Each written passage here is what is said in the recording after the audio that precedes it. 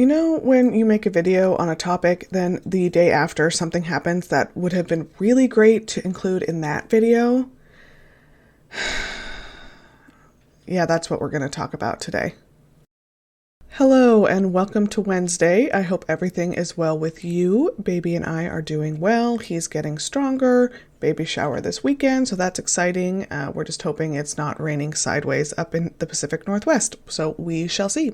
Normal YouTube stuff has to be done. If you like this video, please engage with it by leaving a comment or literally liking the video. Subscribing is always great, but as usual, I have stopped making any commitments on an upload schedule, so know that. Last Saturday, William attended the FA Cup final between Liverpool and Chelsea at the Wembley Stadium in London. As his name was announced and he took the field to shake players' hands before the game, he was audibly booed in the stadium. I really wish I could figure out how to put a video with sound in my videos, but I can't. So you're going to have to Google that one, but trust me, video evidence abounds. People who are watching the game live report that the announcers did not comment on the boos as they have done in the past. The next wave of denial was that the boos for William were just carryover boos from the national anthem, and it wasn't actually him getting specifically booed. Apparently, Liverpool fans are known to boo the anthem regularly. If you actually watch the video evidence that I don't have, that notion is dispelled pretty quickly.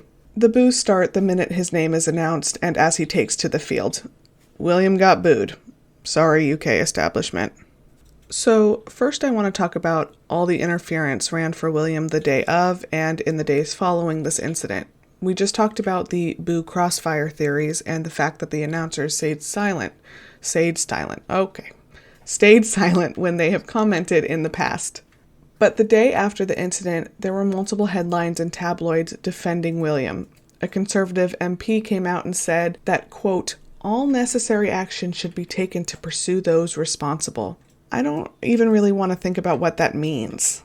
The palace, of course, continues to insist there's not an invisible contract, but on May 15th, the day afterwards, we saw that contract in motion as the UK press and Conservative political parties sprung into action to defend William.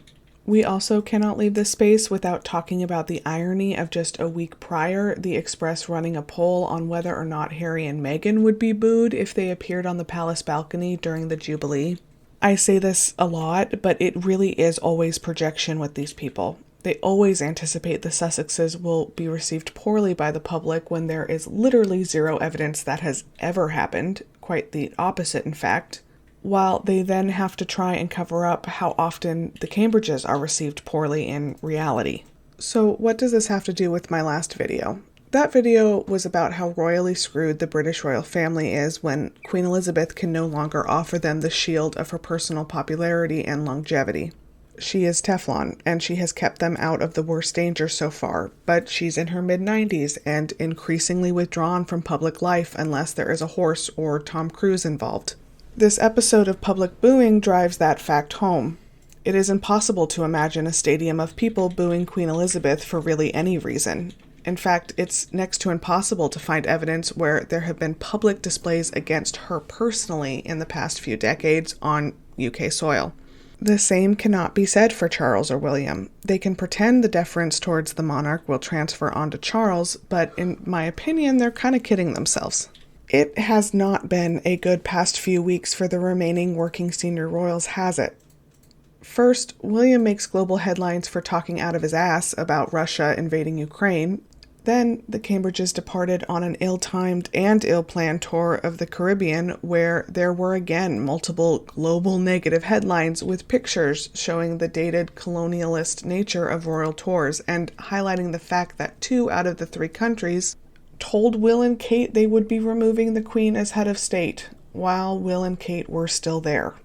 Then you have the Wessexes, apparently learning nothing from the disaster, which literally had unfolded a week or 2 before. They go on a similar style tour, and while it might not have made global headlines, because literally no one cares, they sure made their own negative news and again stumbled when it came to the idea of reparations and the British role in the subjugation and enslavement of Caribbeans. Edward was then caught on camera asking a black rail worker to step away from the Queen as the worker attempted to help her purchase a ticket. Not a great look for a family who had literally very recently just been accused of racism. Charles's first day out as pretend monarch went to total shit, and there were a grand total of 5, yes, 5 people out to greet him and Cam on their Canadian tour yesterday. Anne, the 7th proverbial member of the, quote, Magnificent Seven, is really the only senior working royal to not get her name dragged through the mud, but 1 out of 7, those aren't great stats, guys. So why does it feel like there has been more recognition of the firm's failures? Because I can tell you right now these missteps aren't new, it's just that more people are paying attention. But why? First up is the thing I've been talking about for 2 videos now. Granny's on her way out. The firm is losing its shield and the global press knows it. As more eyes are placed on her successors, the world is finding out things they maybe didn't know before. The apathy, especially the Cambridges have really depended on, is disappearing. Secondly, and maybe more importantly, and as others have pointed out, the monarchy has always been considered a conservative institution, like most institutions are. Over the years, they have been caught meddling in politics, which would cause small-scale scandal here and there, but as we have learned from their behavior in other arenas, the institution is slow to accept change, and they apparently do not fully understand that the world of politics has changed. Tribalism is at an all-time high, culture wars have been concocted, and the people of the UK seem pretty pissed off at the Tories right now. Brexit happened, and continues to be a disaster.